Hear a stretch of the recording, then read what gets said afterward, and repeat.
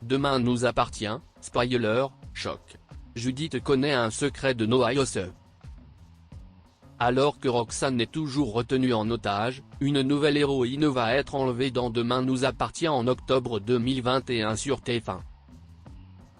Juste après Ici tout commence, TF1 misera sur un nouvel épisode inédit de Demain nous appartient ce jeudi 14 octobre 2021 à 19h10. Leto se resserrera contre Noah Yosse, suspecté d'être lié à l'enlèvement de Roxane. Anna, quant à elle, déjouera le projet de Karim de fonder une famille. Victoire Judith, le choc. Dans les prochains épisodes, Victoire, Solène Hébert, est convaincue que la clé de l'énigme se trouve dans l'un de ses dessins. Judith, Alice Varela, surprend sa conversation avec Sarah, Camille Genot, au Spoon.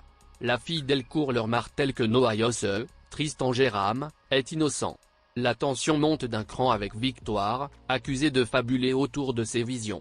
C'est alors que Judith est interpellée par l'un de ses dessins. Elle y reconnaît le logo de poisson, apposé sur le sac à dos de Noah Yosse.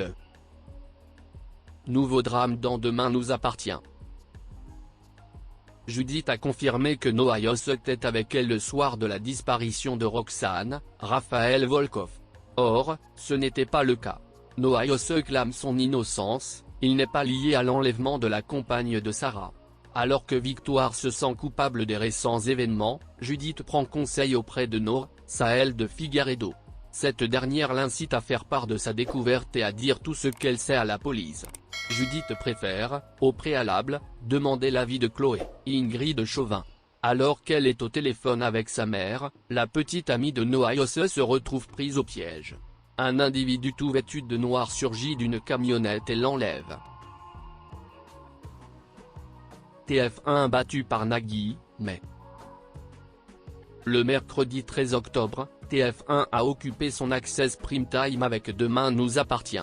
La série d'Ingrid Chauvin, qui s'est retrouvée sous le feu des critiques, a été plébiscitée par 3,08 millions de téléspectateurs, soit 17,3% de l'ensemble du public.